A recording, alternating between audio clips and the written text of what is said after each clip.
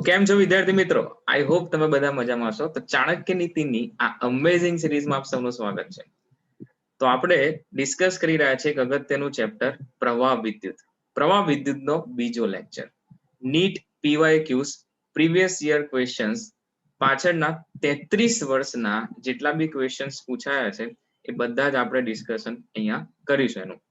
Okay, ચલો તો બીજો લેક્ચર છે. શરૂઆત કરીશું આપણે 21 નંબરથી. બરાબર, આગળના જો વિડીયો તમારે જોવા હોય તો રાઈટ સાઈડ આઈ બટન પર તમે ક્લિક કરી દો, તમામ વિડીયોઝ તમને અવેલેબલ થઈ જશે. સ્થિર વિદ્યુત શાસ્ત્ર એટલે આપણે ચેપ્ટર 1 અને 2 પૂરું કરી નાખ્યું છે. ટેક્સ્ટબુક પ્રમાણેનું આ ત્રીજું ચેપ્ટર જે છે એની આપણે અત્યારે ડિસ્કશન કરી રહ્યા છે એના વિશે. ઓકે, ચલો તો 21 નંબરથી શરૂઆત કરીએ. શું કીધું તે જુઓ.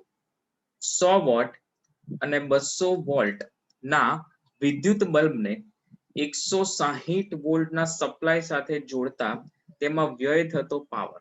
ચલો તો અહીંયા સૌથી પહેલા જે પાવર છે એ 100 વોટ અને વોલ્ટેજ જે છે 200 વોલ્ટ છે. એને અનુલક્ષીને અવરોધ કેટલો મળે? તો કે અવરોધ R બરાબર V²/P, કારણ કે પાવર બરાબર V²/R, તો અવરોધ બરાબર V²/P. તો 200 નો વર્ગ ના છેદમાં પાવર 100 એટલે આ થઈ જશે 400, અથવા આપણે એવું કહી શકીએ 400, યસ, આ થઈ જશે 400 ઓહમ. હવે તમને પૂછ્યું છે કે 160 વોલ્ટના સપ્લાય સાથે જોડી નાખો તો વ્યય થતો પાવર કેટલો? તો 160 વોલ્ટના સપ્લાય સાથે જોડતા 160 વોલ્ટના સપ્લાય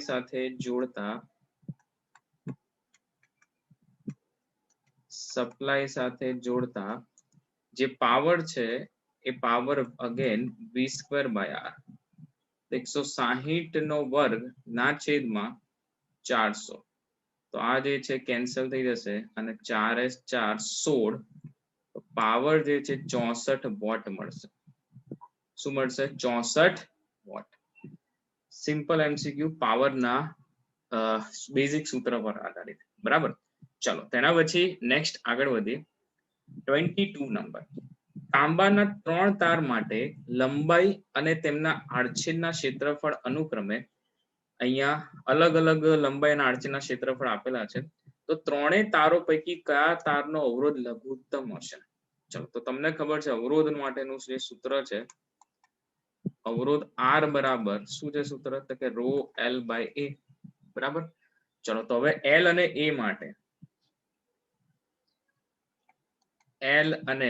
A માટે અવરોધ R1 શું થશે? તો કે ρL/A થશે. ચલો આને કહી દઈએ સમીકરણ નંબર 1.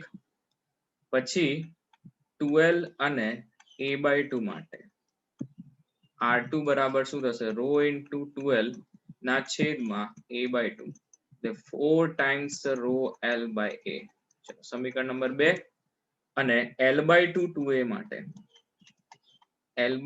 2A માટે અવરોધ R3 ρ × L/2 ના છેદમાં 2A થશે. તો આ તો શું થઈ જશે? જો L/2 માં જે મતલબ છેદમાં જશે 2, તો આ થઈ જશે 1/4 ρL/A. સમીકરણ નંબર 3. તો સમીકરણ નંબર 1, 2 અને 3 પરથી લઘુત્તમ અવરોધ નક્કી કરવાનો છે. તો લઘુત્તમ અવરોધ તમને ક્યાં મળે? જો સૌથી વધારે જે છે R2, એના પછી આવે R1 અને એના પછી આવે R3. તો લઘુત્તમ અવરોધ જે છે એ R3 છે. તો કયા માટે છે? તો વાંચી જો. બધા તારના અવરોધ સમાન હશે, તદ્દન ખોટી વાત, શક્ય જ નથી. 2A આડછેદના ક્ષેત્રફળ ધરાવતો, યસ, 2A આડછેદના ક્ષેત્રફળ ધરાવતો અવરોધ ન્યૂનતમ કે લઘુત્તમ હશે. તો ઓપ્શન બી જે છે કરેક્ટ થશે.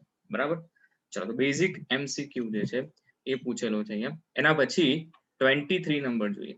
જો નીચે આવેલ પરિપથમાં બેટરીમાંથી વહેતો પ્રવાહ શોધવાનો. સૌથી પહેલા જ્યારે આવું કંઈક પૂછ્યું હોય તો સમતુલ્ય અવરોધ શોધી નાખવાનો. જો બેટરી જોડી છે A અને B છેડા વચ્ચે, બરાબર છે. હવે A અને B છેડા વચ્ચે જોડેલી બેટરી છે, એની વચ્ચેનો અવરોધ પણ 3 ઓહમ છે. હવે 3 અને 3 ઓહમ ભેગા થઈને બનાવશે 6 ઓહમ. બરાબર છે. શું બનાવશે? 6 ઓમ. 6 ઓમ અને 3 ઓમ સમાંતરમાં થઈ ગયા. તો હું આર એ બી શું લખી શકું? તો કે 6 ગુણ્યા 3 ના છેદમાં 6 વત્તા 3 18 ના છેદમાં 9 આ મળશે 2 ઓમ. હવે સમતુલ્ય થઈ ગયો 2 ઓમ અને I બરાબર પ્રવાહ શોધવો હોય તો I બરાબર V ના છેદમાં R સમતુલ્ય. તો V છે 2 વોલ્ટ, નીચે 2 વોલ્ટ, તો આ થઈ જશે 1 એમ્પિયર. શું છે? 1 એમ્પિયર પ્રવાહ થઈ જાય. તો વહેતો પ્રવાહ જે છે 1 એમ્પિયર થશે. એકદમ સરળ MCQ. ચલો એના પછી 24 નંબરનો જોઈએ. ત્રણ સમાન અવરોધોને એક ઉદ્ગમ સાથે શ્રેણીમાં જોડતા ખર્ચાતો પાવર, શ્રેણીમાં જે પાવર છે એ પાવર કેટલો છે કે 10 વોટ છે. તો હું લખીશ V² ના છેદમાં R સિરીઝ. કારણ કે અહીંયા ઉદ્ગમ એનું જ વાપર્યું છે. જો પછી શું કીધું કે સમાંતરમાં પણ તે જ ઉદ્ગમ, એટલે ઉદ્ગમ જે રહ્યું ને એ ઉદ્ગમ સમાન છે. બરાબર. તો વોલ્ટેજ સરખા હોય, વોલ્ટેજ અચળ હોય, તો મેં તમને કીધું છે P બરાબર શું વાપરવું? V² by R. તો V² બાય RS બરાબર 10 વોટ મળે. હવે શ્રેણીમાં જોડ્યા છે, શ્રેણીમાં, તો શ્રેણીમાં ત્રણ સમાન અવરોધોને જોડો તો તમને સમતુલ્ય મળે 3R બરાબર 10 થઈ જશે. બરાબર. તો V² બાય R બરાબર મળે 30. V² બાય R બરાબર શું મળશે? 30 મળશે. ચલો હવે આગળ પૂછ્યું છે કે સમાંતરમાં જોડી નાખો આ અવરોધોને તો ખર્ચાતો પાવર કેટલો હોય? સમાંતરમાં હું આ જ જોડાણ કરી નાખું. ચલો તો સમાંતર જોડાણ માટે P of P પેરેલલ માટે V² ના છેદમાં RP. હવે RP શું થાય? સમાંતર જોડાણ હોય, જો R R R નું સમાંતર જોડાણ હોય ને, સમાન અવરોધોનું સમાંતર જોડાણ હોય, જો એવા n અવરોધો હોય તો R બાય n થાય. 3 અવરોધો માટે R બાય 3 થાય. તો આ V² ના છેદમાં R બાય 3, તો 3V² બાય R થઈ જશે. માટે પેરેલલ સમાંતરમાં જે પાવર છે એ 3 ગુણ્યા V² બાય R એટલે 3 ગુણ્યા 30 વોટ. તો આ થઈ જશે 90 વોટ. શું થઈ જશે? 90 વોટ થઈ જશે. તો ખર્ચાતો જે પાવર છે એ 90 વોટ થશે. બરાબર. તો ઓપ્શન ડી જે છે તમારો કરેક્ટ થશે. ચલો સારો MCQ. એના પછી 25 નંબર જોતા જઈએ. એક વાહકમાંથી અમુક વિદ્યુત પ્રવાહ પસાર કરતા તેના તાપમાનમાં થતો ફેરફાર, 5 ડિગ્રી સેલ્સિયસ જેટલો વધારો થાય છે.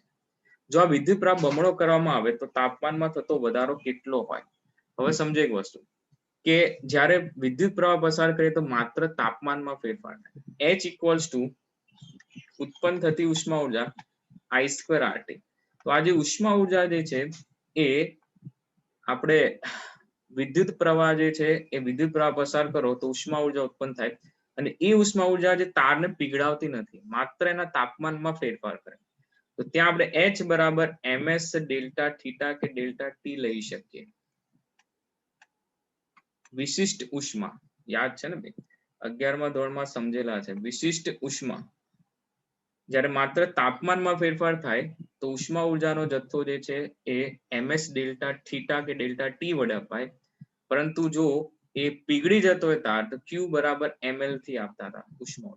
બરાબર. ગલનગુપ્ત ઉષ્મા એ રીતે આપણે સમજેલા છે. તો અહીંયા ડેલ્ટા થીટા એટલે તાપમાનમાં ફેરફાર, તો સીધું ડેલ્ટા થીટા ચલે I² કે ડેલ્ટા ટી પણ લઈ શકો. તો ડેલ્ટા થીટા 1 ના છેદમાં ડેલ્ટા થીટા 2 બરાબર I1² બાય I2². હવે તમને શું કીધું છે જોઈએ કે વિદ્યુત પ્રવાહ બમણો કરવામાં આવે. પહેલા જે છે એ 5 ડિગ્રી સેલ્સિયસ તો છે, ડેલ્ટા થીટા 2 શોધવાનો. પ્રવાહ જે છે એ પ્રવાહ I² છે અને પછી બમણો કર્યો તો આ થઈ ગયો 4I². તો તાપમાનમાં થતો ફેરફાર 20 ડિગ્રી સેલ્સિયસ હશે. વધારો જે છે એ વધારો 20 ડિગ્રી સેલ્સિયસ થઈ જાય. બરાબર છે. ચલો તો આ જે છે ને 11માં થોડા ઘણા ઉષ્મા ઉર્જા ને બધા કોન્સેપ્ટ જે છે ને એ યાદ રાખવા. બરાબર. ચલો એના પછી ડિસ્ચાર્જ ટ્યુબ નો અવરોધ. ડિસ્ચાર્જ ટ્યુબ જે છે ને એ ઓહમના નિયમનું પાલન કરે નહીં, અને એ ડિસ્ચાર્જ ટ્યુબ જે છે એમાં આર બરાબર વી બાય આઈ અચળ ન મળે તો એ બિન ઓહમિક હોય છે.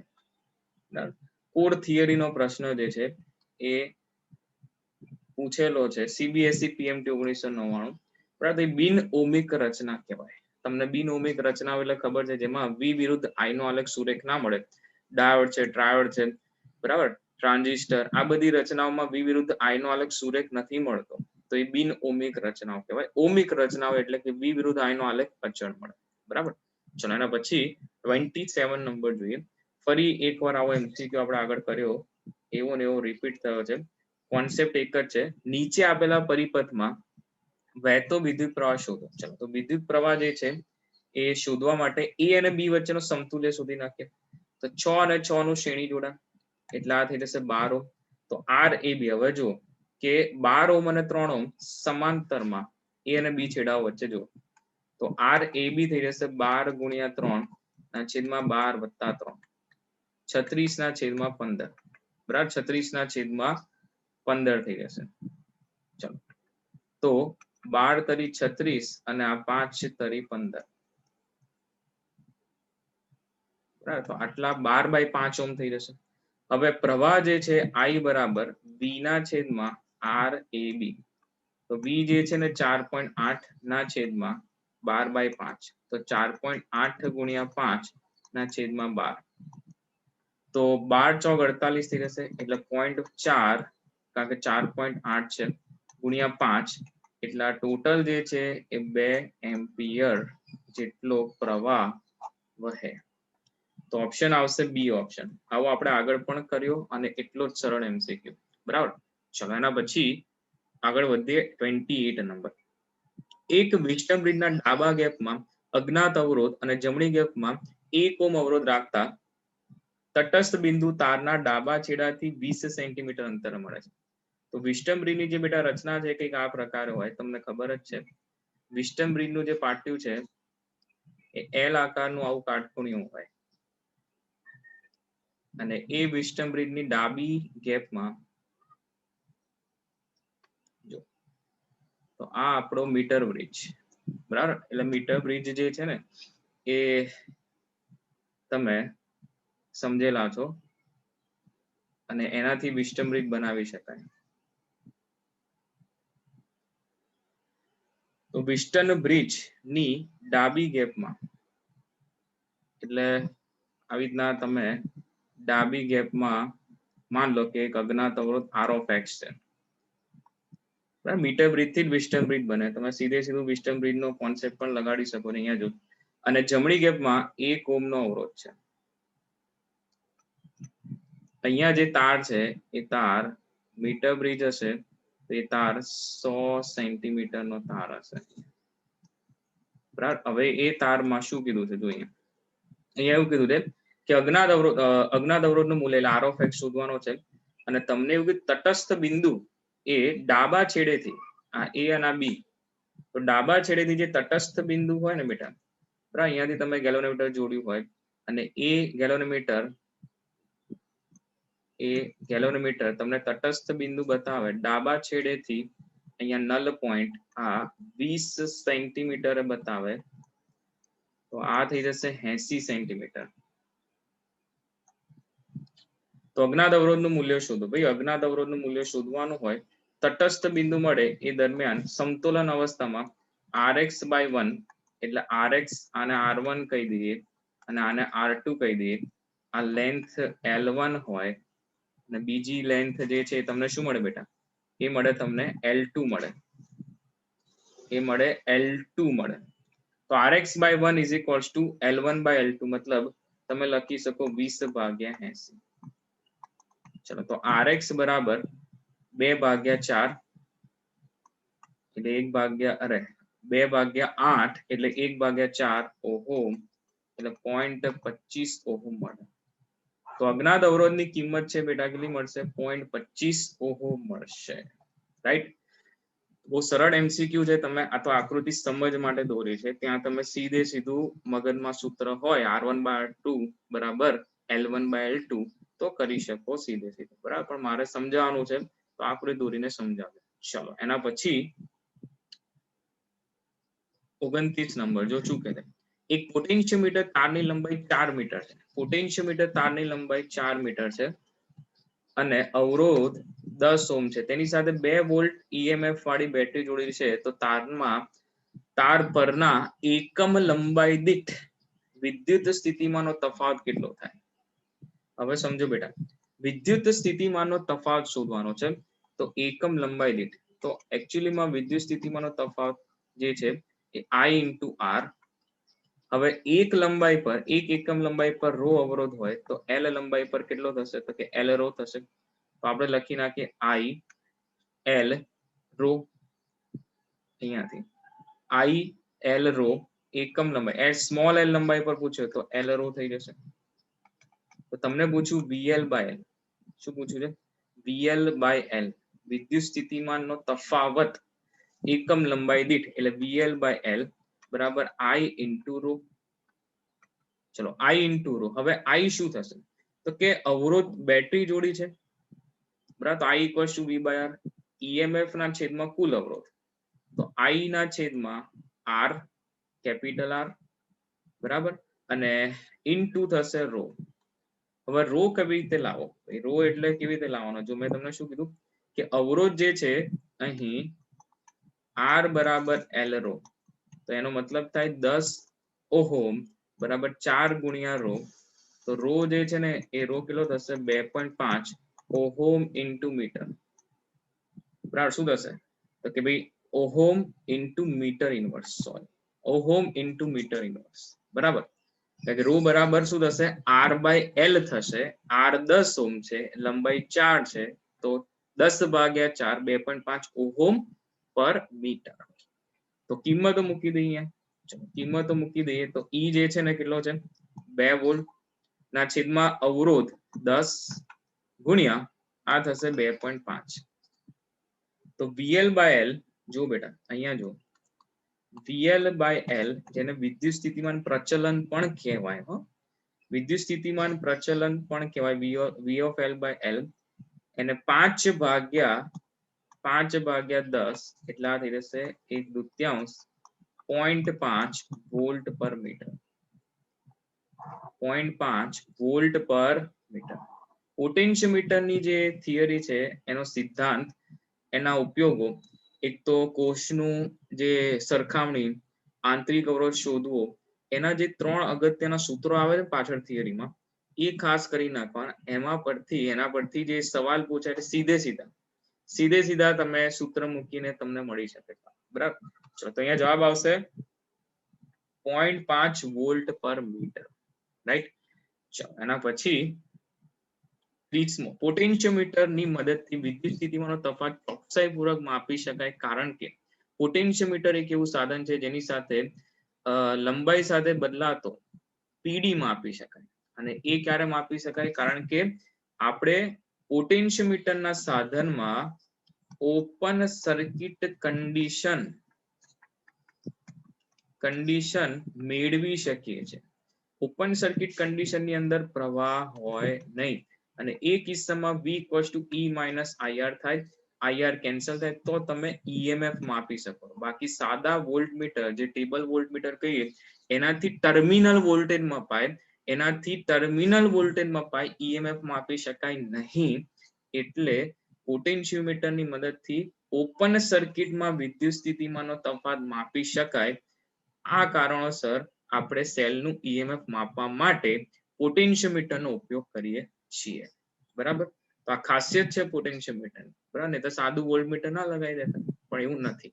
ચલો તો થિયોરિટિકલ ક્વેશ્ચન મેં તમને કીધું, પોટેન્શિયોમીટરની થિયરી, એનો સિદ્ધાંત ને બધું વાંચવાનું.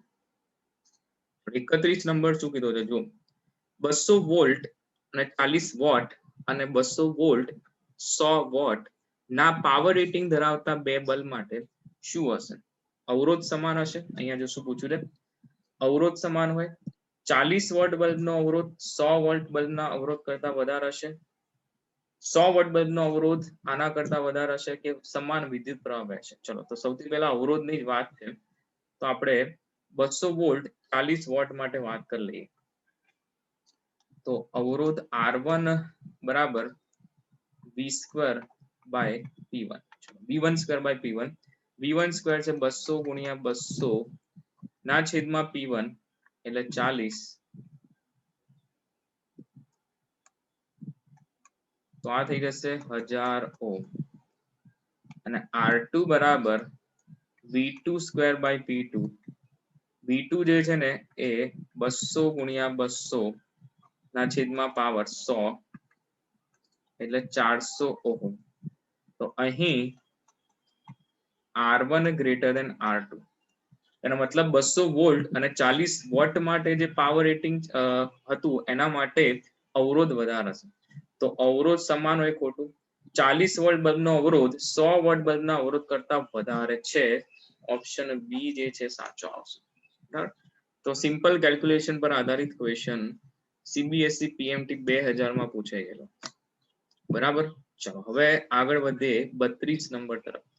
ફ્યુઝ તરીકે વપરાતો તાર કેવો હોવો જોઈએ? બરાબર. તો સમજતા જ અહીંયા ફ્યુઝ તરીકે ફ્યુઝ વાયર જે છે એ માન લો કે આવો એક વાયર છે. બરાબર. એ વાયર ફ્યુઝ વાયર, એનું કામ શું? અહીંયા જે કાંઈ પણ સાધન હોય એ સાધન બચી જાય એ પહેલા આપણે ફ્યુઝ વાયર જોઈન કરી દઈએ. તો હવે ફ્યુઝ વાયર જે છે મતલબ મોટા ભાગનો પ્રવાહ જ્યારે પસાર થાય શ્રેણી જોડાણમાં જોડવામાં આવે. જે બી સાધન તમે વાપરવાના હોય એની સાથે ફ્યુઝ વાયરનું શ્રેણી જોડાણ હોય. હવે અહીંયાથી જે પ્રવાહ આવશે એ પ્રવાહ સાધનને પણ મળે. પરંતુ પહેલા ફ્યુઝ વાયર આવે તો ફ્યુઝ વાયર શું કરશે? H=I²RT પ્રમાણે જો પ્રવાહ વધે તો ઉષ્મા ઉર્જા વધે અને ફ્યુઝ વાયર જે છે એ ફ્યુઝ વાયરમાં ઉષ્મા ઉર્જા વધે. ફ્યુઝ વાયરમાં ઉષ્મા ઉર્જા વધે. હવે શું થશે? તો તમે H=I²RT પ્રમાણે જો પ્રવાહ વધારે આવી ગયો તો ઉષ્મા ઉર્જા વધી ગઈ છે. હવે ફ્યુઝ વાયર ના લગાડ્યો હોત તો એ મોટા ભાગનો પ્રવાહ સાધન સુધી પહોંચે ને સાધન ડેમેજ થઈ જાય. ફ્યુઝ વાયરનો ફાયદો એ છે કે ભાઈ ઉષ્મા ઉર્જા વધતા ફ્યુઝ વાયર માટે ગલનબિંદુ નીચું રાખ્યા છે. ગલનબિંદુ નીચું રાખે તો ગલનબિંદુ નીચું રાખવાથી જો પ્રવાહ વધતા ઉષ્મા ઉર્જા વધે તો અમુક ગલનબિંદુ જે નીચું રાખે એના કરતા પણ ઊંચું ગલનબિંદુ પ્રાપ્ત થાય તો ફ્યુઝ વાયર જે છે ને એ પીગળી જાય. તો ઇન શોર્ટ આપણું સાધન જે છે એ સાધન ડેમેજ થતા બચી જાય. કારણ કે અહીંયા જે જોડાણ છે આ વાયર પીગળી જાય એટલે અહીંયા કનેક્શન છૂટી જાય. કનેક્શન છૂટી જાય એટલે શું થશે? સાધન સુધી પહોંચતો પ્રવાહ જ હવે બંધ થઈ જશે. ભલે પરિપથમાં પ્રવાહ બંધ થઈ ગયો એટલે આપણને ખબર પડે હા ભાઈ કે અહીંયા ફ્યુઝ વાયર જે છે એ ઓગળી ગયો છે, હવે નવો ફ્યુઝ વાયર લગાવવો પડશે. પરંતુ આપણું સાધન જે છે ને ડેમેજ થતું બચી જાય. તો નીચું ગલનબિંદુ હોવું જોઈએ. ગલનબિંદુ જે છે નીચું હોવું જોઈએ. બરાબર. અને અવરોધ જે છે ને એ વધારે હોવો જોઈએ. જો H ચલે I² છે અને H ચલે R છે. અવરોધ વધારે હશે તો પણ ઉષ્મા ઉર્જા વધારે થશે અને ગલનબિંદુ જે છે નીચું હોવું જોઈએ. તો સી ઓપ્શન જે છે આવશે. અવરોધ વધારે અને ગલનબિંદુ જે છે કેવું હોવું જોઈએ? નીચું હોવું જોઈએ. બરાબર છે. ચલો આ જ કારણ છે કે ફ્યુઝ વાયર જે લગાવવાથી આપણું સાધન ડેમેજ થતું બચી જાય અને પરિપથમાં પ્રવાહ જ બંધ થઈ જાય. બરાબર. ચલો એના પછી 33 નંબર. નીચે આપેલ પરિપથમાં A અને B બિંદુ વચ્ચેનો સમતુલ્ય અવરોધ શોધો. 5 અવરોધની રચના વિસ્ટમ બ્રિજની રચના હોય તો અહીંયા સમજી લો કે 3/4 આનો ગુણોત્તર 3/4 અને આનો ગુણોત્તર 6/8 કરો એટલે 3/4. બરાબર. 3/4 તેનો મતલબ બ્રિજ સમતુલન અવસ્થામાં છે. અને જ્યારે બ્રિજ સમતુલન અવસ્થામાં હોય તો શું થશે? સી અને ડી વચ્ચેનું સ્થિતિમાન સરખું થાય. બ્રિજ સમતુલન અવસ્થામાં છે, સી અને ડી વચ્ચેનું સ્થિતિમાન સરખું થાય એનો મતલબ 7 ઓહ્મનો જે વચ્ચેનો અવરોધ છે એને તમે આરામથી હટાવી શકો. એ અવરોધને તમે આરામથી હટાવી શકો. ચલો તો આ થઈ ગયો વિસ્ટમ બ્રિજ સમતુલન અવસ્થામાં. હવે તો કેટલી સરળ વાત. બરાબર. ચલો તો આ થઈ ગયો 6 ઓહ્મ, આ 8 ઓહ્મ, આ 3 ઓહ્મ અને આ 4 ઓહ્મ. હવે સમજો બેટા ડાયરેક્ટ કરી નાખે 3 અને 4 ઓહ્મ જે છે ને એ ભેગા થઈને 7 ઓહ્મ આપશે શ્રેણી જોડાણ. અને 6 ઓહમ અને 8 ઓહમ ભેગા થઈને આપશે 14 ઓહમ આપશે. તો 14 અને 7 નું શ્રેણી જોડાણ, અરે સમાંતર જોડાણ, સોરી સમાંતર જોડાણ, કારણ કે આ જંકશન છે. તો RAB બરાબર 14 ગુણ્યા 7 ના છેદમાં 14 પ્લસ 7, 98 ભાગ્યા 21 ઓહમ. હવે 98 ભાગ્યા 21 ઓહમ એવા કોઈ ઓપ્શનમાં છે નહીં, પરંતુ આપણે એવું લખી શકીએ, હા 14 સિત્તા 98 અને 7 તરી 21, 14/3 ઓહમ થશે. તો RAB કેટલો થઈ જશે? 14/3 ઓહમ. એટલે ઓપ્શન એ જે છે તમારી પરફેક્ટ ચોઇસ થશે. બરાબર. તો જ્યારે 5 અવરોધ વાળું નેટવર્ક હોય ત્યારે બ્રિજ સમતોલન અવસ્થામાં થતો જ હોય. બરાબર, તો એ જોઈ લેવાનું. ચલો એના પછી 12 વોલ્ટનું EMF, 12 વોલ્ટનું EMF અને 5 ગુણ્યા 10⁻²⁰ ઓહમનો આંતરિક અવરોધ ધરાવતી કારની બેટરીમાંથી 60 એમ્પિયરનો વિદ્યુત પ્રવાહ ખેંચાતો હોય તો ટર્મિનલ વોલ્ટેજ કેટલો થાય? Terminal voltage V = E - IR. તો E છે ને 12 વોલ્ટ, I છે 60 એમ્પિયર અને 5 ગુણ્યા 10⁻². તો 12 ગુણ્યા 60 થઈ જશે આ 300 ગુણ્યા 10⁻². તો 12 - 3 9 વોલ્ટ થશે. બરાબર, તો ટર્મિનલ વોલ્ટેજ કેટલો થશે? 9 વોલ્ટ થાય. બરાબર, સિમ્પલ ફોર્મ્યુલા પર આધારિત MCQ. ચલો એના પછી સિલિકોન અને તાંબાને 35 નંબરનો જુઓ. સિલિકોન અને તાંબાને ઊંચા તાપમાનેથી ઠંડા પાડીને 300 કેલ્વિને લાવ્યા, મતલબ તાપમાન ઘટ્યું, તાપમાન ઘટે છે એનો મતલબ. તો અવરોધકતાનું શું થાય? ભાઈ તાપમાન ઘટતા ધાતુ માટે અવરોધકતા સમપ્રમાણમાં હોય. અવરોધકતા તાપમાનના સમપ્રમાણમાં હોય. એટલે અવરોધકતા જે છે એ તાપમાનના સમપ્રમાણમાં હોય. તો તાપમાન ઘટે તો તાંબા માટે જે છે એ તાંબા માટે અવરોધકતા જે છે ને શું થઈ હશે? ઘટી હશે. બરાબર, ધાતુ માટે અવરોધકતા જે છે તાપમાનના સમપ્રમાણ, તાપમાન ઘટે તો અવરોધકતા જે છે ઘટી હશે. પરંતુ સિલિકોન જે છે એ સિલિકોન શું છે? અર્ધવાહક છે. સિલિકોન જે છે ને એ અર્ધવાહક છે. હવે અર્ધવાહક માટે ઊંધું હોય. અર્ધવાહક માટે તાપમાન વધતા વાહકતા વધે. અને તમે સમજો કે તાપમાન વધ્યું નથી, તાપમાન તો ઘટ્યું છે. તો તાપમાન ઘટશે તો વાહકતા શું થશે? વાહકતા ઘટી હશે. વાહકતાની વાત છે, વાહકતા ઘટી હશે તો અવરોધકતા શું થઈ હશે? વ્યસ્ત પ્રમાણમાં. તો અર્ધવાહક માટે અવરોધકતા એ તાપમાનના વ્યસ્ત પ્રમાણમાં. અવરોધકતા જે છે તાપમાનના કેવા હશે? વ્યસ્ત પ્રમાણમાં. જો તાપમાન વધે તો સિલિકોન જે છે એ સિલિકોનની વાત કરીએ તો એમાં મુક્ત ઇલેક્ટ્રોનની સંખ્યા ઘનતામાં વધારો થાય, તો વાહકતા વધી જાય એટલે અવરોધકતા ઘટે. તો તાપમાન વધતા અવરોધકતા ઘટે, તાપમાન વધતા અવરોધકતા ઘટે વ્યસ્ત પ્રમાણમાં. પણ અહીંયા તો તાપમાન ઘટ્યું છે તો અવરોધકતા શું હશે? અવરોધકતા વધી હશે. તો સિલિકોન માટે અવરોધકતા જે છે વધશે, સિલિકોનની વધશે, તાંબાની જે છે શું થશે? ઘટશે. તાંબાની શું થાય? ઘટે. એટલે ઓપ્શન એ આવશે. બી ઓપ્શન તો જો તાંબાની ઘટશે અને તાંબાની ઘટશે એટલે અહીંયા સિલિકોનની ઘટશે એવું આવશે.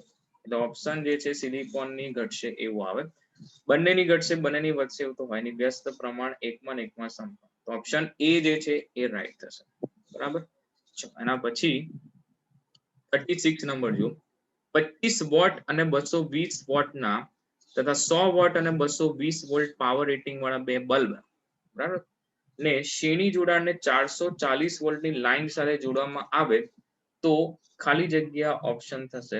હવે જ્યારે પણ આવું હોય કે 25 વોલ્ટનો બલ્બ ઉડી જાય, આ ઉડી જાય, બંને બલ્બ ઉડી જાય, તેના માટે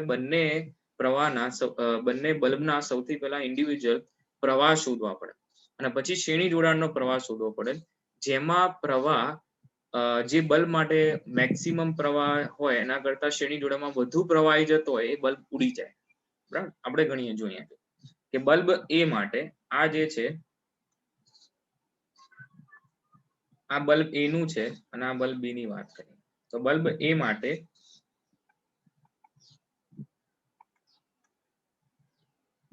પાવર જે છે ને 25 વોટ અને વોલ્ટેજ જે છે વોલ્ટેજ કેટલા છે તો કે 220 વોલ્ટ છે. આ વોલ્ટ થશે 220 વોલ્ટ, બરાબર. ચલો તો હવે અહીંયાથી અવરોધ શોધી નાખીએ, બરાબર. તો તમે અવરોધ શોધી નાખો અહીંયાથી. જો R બરાબર VA સ્ક્વેર બાય PA. તો VA સ્ક્વેર છે એટલે 220 ગુણ્યા 220 ના છેદમાં 25, બરાબર. તો આ તમે સાદું રૂપ આપશો અહીંયા તો 25 જે છે એ 8.8 થઈ જશે એટલે આ થઈ જશે 1922 220 ગુણ્યા 8.8 એટલે 1936 ઓહમ થઈ જશે. એટલે R ઓફ એ આટલો આવશે. એ રીતના બલ્બ બી માટે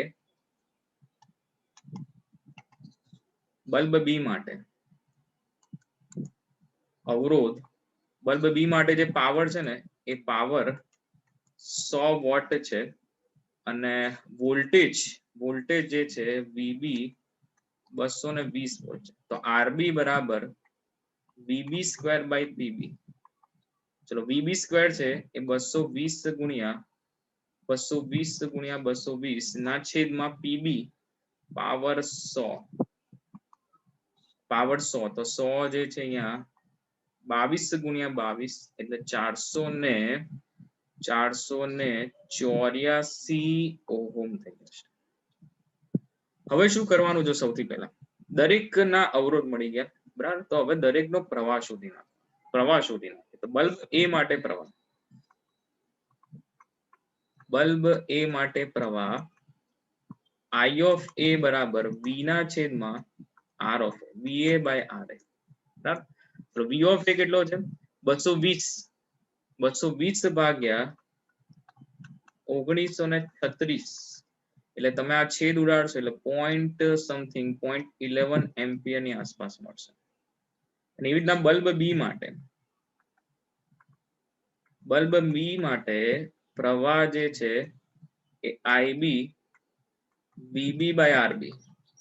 ચલો તો VB બાય RB છે ને VB છે 220 અને RB 484.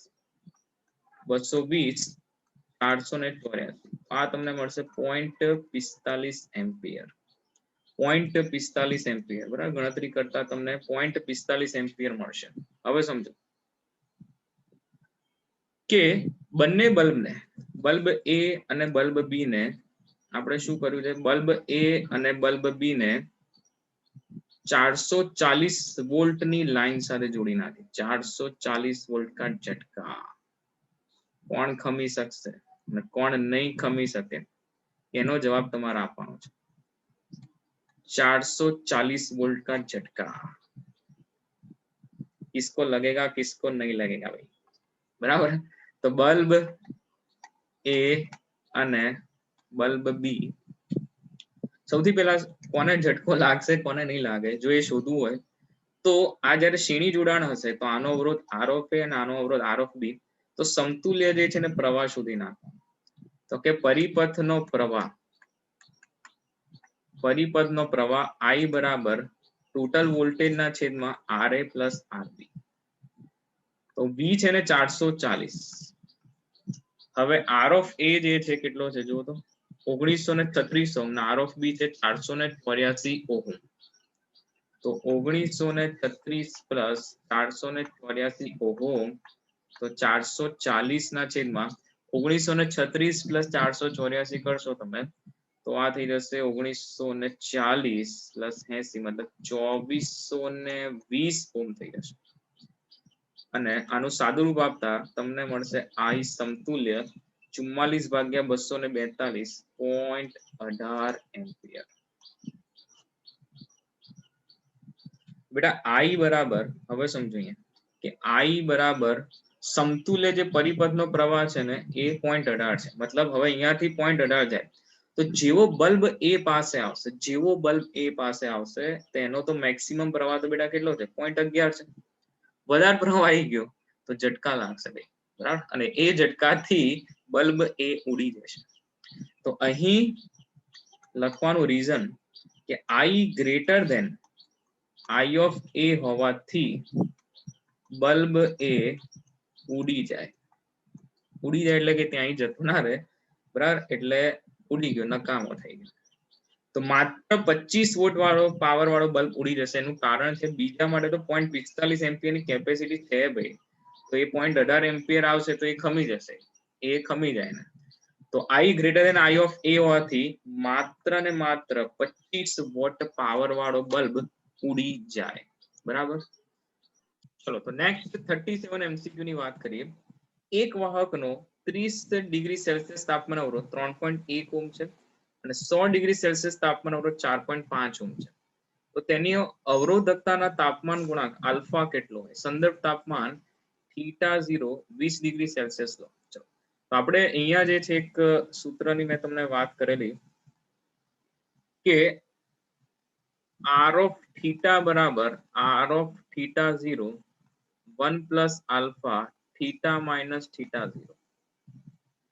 આ સૂત્ર પર આધારિત એક MCQ આપણે લાસ્ટ સેશનમાં પણ કરેલો, બરાબર? હવે જો 30 ડિગ્રી સેલ્સિયસ તાપમાને અવરોધ R of 33.1 ઓહ્મ છે. તેનો મતલબ R of 30 is equals to R of θ0, R of θ0 1 plus alpha θ minus θ0. Theta છે ને એ 30 ડિગ્રી સેલ્સિયસ અને θ0 20 ડિગ્રી સેલ્સિયસ. તો 3.1 બરાબર R of θ0 1 પ્લસ 10 આલ્ફા. આપણું એક સમીકરણ થઈ જશે. સમીકરણ નંબર 1 કહી દઈએ. આને કહી દઈએ સમીકરણ નંબર 1. એવી જ રીતે 100 ડિગ્રી સેલ્સિયસ તાપમાન, એવી જ રીતે 100 ડિગ્રી સેલ્સિયસ તાપમાને અવરોધ કેટલો છે? જો 4.5 ઓહ્મ છે. તો R of 100 is equals to R of θ0 1 plus alpha 100 degree Celsius minus 20 degree Celsius. તો R of 100 જે છે ને એ R of 100 4.5 છે. તો 4.5 બરાબર R θ0 1 plus 80 alpha.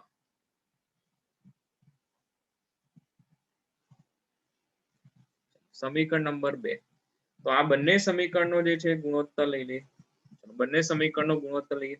સમીકરણ 1 અને સમીકરણ નંબર 2 નો ગુણોત્તર લેતા શું મળશે? 3.1 ના છેદમાં 4.5. R θ0 બંને બાજુથી cancel. 1 plus 10 alpha 1 plus 10 alpha ના છેદમાં 1 plus 80 alpha. ચલો 3.1 ચોકડી ગુણાકાર કરો એટલે 3.1 પ્લસ 80 આલ્ફા ઇન્ટુ 3.1 કરશો એટલે થશે 248 આલ્ફા. 4.5 into 1 4.5 plus 45 alpha.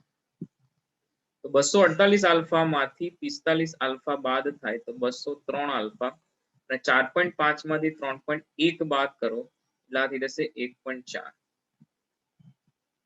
તો ઇટ મીન્સ કે તમારી પાસે આલ્ફા જે છે એ આલ્ફા 1.4 ના છેદમાં 203 ડિગ્રી સેલ્સિયસ ઇન્વર્સ થાય. આનું સાદું રૂપ આપશો એટલે 1.4 14 ભાગ્યા 2030 એટલે 0.0068 ડિગ્રી સેલ્સિયસ ની આસપાસ. તો હવે અહીંયા ઓપ્શન પ્રમાણે જોઈએ તો નજીકનો આન્સર તમે ટીક કરી શકો. અહીંયા 0.0064 ડિગ્રી સેલ્સિયસ. બરાબર, તો નજીકનો ઓપ્શન જે છે ટીક કરી. ચલો તો એના પછી 38 નંબર જોઈએ. એક પોટેન્શિયોમીટર તારના આડછેદનું ક્ષેત્રફળ 10⁻⁶ મીટર સ્ક્વેર છે અને તારના દ્રવ્યનો વિશિષ્ટ અવરોધ એટલે રો કહેવાય, રો.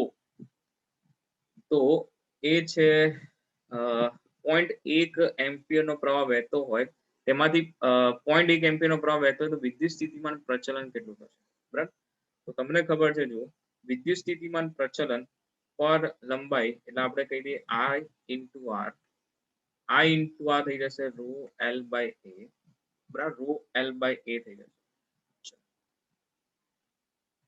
તો VL બાય એલ એ થઈ જશે VL by L I rho by A. તો I છે ને પ્રવાહ એ 0.1 એમ્પિયર નો છે. આવું એક એમસીક્યુ આપણે કર્યું આગળ, જો હું બતાવ્યું તમને. 0.1 ગુણ્યા રો છે ને rho 10⁻⁷ ohm into metre, ohm into metre, અને આડછેદનું ક્ષેત્રફળ છે 10⁻⁶. તો VL બાય એલ જે તમને મળશે એ સીધું અહીંયાથી મળી જશે. જો 0.1 ગુણ્યા 10⁻⁷, અને આ 10 ની ઉપર -6 થશે એટલે -1 થઈ જશે. બરાબર.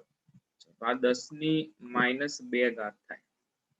10 ની માઇનસ કેટલી ઘાત થશે? 2 ઘાત થઈ જશે વોલ્ટ પર મીટર. એટલે ઓપ્શન એ આવશે. જો આપણે એક આવો એમસીક્યુ કર્યો, હું તમને બતાવું.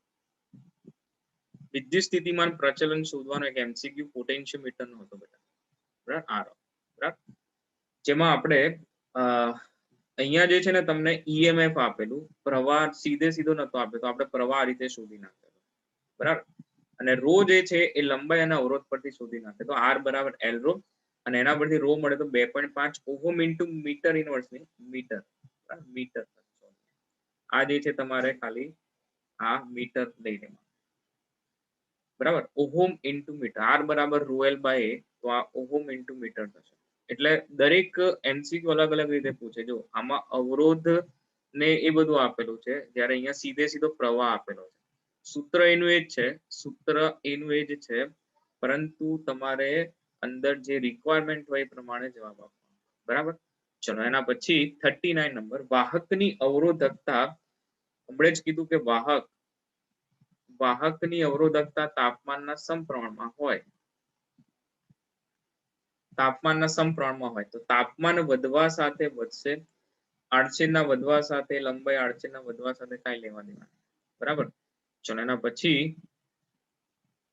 40મો એમસીક્યુ જે આજના સેશનનો આપણો છેલ્લો એમસીક્યુ હશે. બરાબર. ચલો, એને સોલ્વ કરીએ. ઓપન સર્કિટ કન્ડિશન જેમાં I 0 હોય તો એ દરમિયાન તમને વિદ્યુત કોષના બે ધ્રુવો વચ્ચેનો પીડી 2.2 વોલ્ટ મળે. એટલે V બરાબર E માઇનસ IR માં I 0 કરીએ તો V બરાબર E થઈ જાય. એનો મતલબ જે પીડી છે એ પીડી તમને કેટલો મળશે? તો કે 2.2 વોલ્ટ મળે. એટલે EMF કેટલું થશે? 2.2 વોલ્ટ થઈ જાય. હવે તેની સાથે 5 ઓહમ નો અવરોધ જોડતા હવે પીડી મળ્યો 1.8 વોલ્ટ. કારણ કે આંતરિક અવરોધ આવતા V equals to E minus IR માં જે તમે EMF હોય એમાં I 0 નહીં થાય. ઓપન સર્કિટ કન્ડિશનમાં I 0 થતો હતો. હવે શું કર્યું છે? જો કે 5 ઓહમ નો અવરોધ જોડું. હવે અહીંયાથી આ સેલ ગણી લઈએ. આ સેલનું EMF E, અને એની સાથે આંતરિક અવરોધ R, અને બાહ્ય અવરોધ જે છે બાહ્ય અવરોધ કેટલો જોડ્યો છે? બાહ્ય અવરોધ કેપિટલ R એ 5 ઓહમ નો જોડેલો છે. તો તમને પૂછ્યું છે કે કોષનો આંતરિક અવરોધ R શોધવાનો. પણ સમજો એક વસ્તુ બેટા, કે અહીંયાથી જે પ્રવાહ આવશે એ I જેટલો હોય, પરંતુ 5 ઓહમ વચ્ચે જે પીડી મળે છે ને, આની વચ્ચે જે પીડી મળે છે એ 1.8 નો મળી ગયો છે. તો ધારો કે આ બે છેડા A અને B કહી દઈએ. બરાબર, કયા છેડા કહી દઈએ? A અને B. તો VAB બરાબર હું શું લખી શકું? I ઇન્ટુ R લખી શકાય. બરાબર છે. હવે સમજતા જજો અહીંયાથી કે VAB બરાબર I ઇન્ટુ R. તો I જે છે એ મને નથી ખબર, પરંતુ સૂત્ર આધારિત લખીએ તો E ના છેદમાં આ બાહ્ય અવરોધ અને સેલનો જે છે આંતરિક અવરોધ એનું સમાંતર જોડાણ થઈ ગયું. તો R plus R into R. હવે EMF જે છે, EMF કેટલું મળ્યું છે? જો 2.2 ના છેદમાં R પ્લસ R. તો R જે છે ને 5 ઓહમ, અને આંતરિક અવરોધ શોધવાનો. પરંતુ વીએબી હવે મળ્યો કેટલો કે વીએબી જે છે ને 1.8 મળ્યો, એટલે અહીંયા હું લખીશ 1.8 બરાબર 2.2 ના છેદમાં r પ્લસ r એટલે 5 પ્લસ સ્મોલ r ઇન્ટુ 5. ઉપર જે છે ને શું થઈ જશે જો 1.8 બરાબર 2.2 ગુણ્યા 5 કરશો તો તમને મળશે 11 મળશે અને છેદમાં થશે 5 પ્લસ r. 1.8 ગુણ્યા 5 એટલા થઈ જશે 9 પ્લસ 1.8 r બરાબર 11. તો 1.8 r બરાબર 2. તો આંતરિક અવરોધ 2 ના છેદમાં 1.8, 2 ના છેદમાં શું થશે 1.8 અને 2 ના છેદમાં 1.8 થાય એટલે 20/18. તો 20/18 તો ક્યાંય ઓપ્શનમાં નથી, પરંતુ આપણે કરી શકીએ એવું કે 10 દુ 20 અને છેદમાં 9 દુ 18. તો r બરાબર 10 ના છેદમાં 9 ઓહમ શું થશે 10/9 ઓહમ થઈ જશે. B option. તો અહીંયા જો કન્ડિશન ઓપન સર્કિટ કન્ડિશન આપી હતી એ પરથી તમને ખબર પડી જાય ઈએમએફ ડાયરેક્ટ ના આપે કે ઈએમએફ આટલું જ મળે, અને એના પરથી જો પરિપથ દોરશો, પરિપથ જે રકમ આપે એ પ્રમાણે આ જે સર્કિટ આપણે બનાવી એ સર્કિટ તમે દોરશો તો જ તમને ખબર પડશે શું શોધવાનું છે અને શું કરવાનું છે. બરાબર. તો આ જ રીતે પ્રવાહ વિદ્યુતના જે ચેપ્ટરની અંદર સર્કિટ થી ગભરાવાની કોઈ જરૂર નથી. મોટા ભાગના એમસીક્યુ નોલેજ થી અને બેઝિક પ્રેક્ટિસ થી જ આવડી જાય. બરાબર. આમાં કોઈ તમારે લોજિક જે છે એ લાંબુ દોડા નહીં, પ્રેક્ટિસ કરે રાખવાની. બરાબર છે. ચલો, તો આજના સેશનનો અંત આપણે અહીંયા જ કરીએ છીએ. આઈ હોપ કે તમને જે છે તમામ એમસીક્યુ ક્લિયર કટ સમજાઈ ગયા છે. બરાબર. તો મળીએ નેક્સ્ટ સેશનમાં. પ્રવાહ વિદ્યુતને આપણે આગળ લઈ જઈશું. ટીએમટી 2002-2003 સુધીના આપણે એમસીક્યુ કરી નાખ્યા છે. નેક્સ્ટ સેશનમાં આપણે આગળના વર્ષના એમસીક્યુ સોલ્વ કરતા જઈશું અહીંયાથી. બરાબર. ચલો, તો આઈ હોપ તમને ક્લિયરલી સમજાઈ જાય એવી મારી આશા છે. તો મળીએ નેક્સ્ટ સેશનમાં. Till then take care.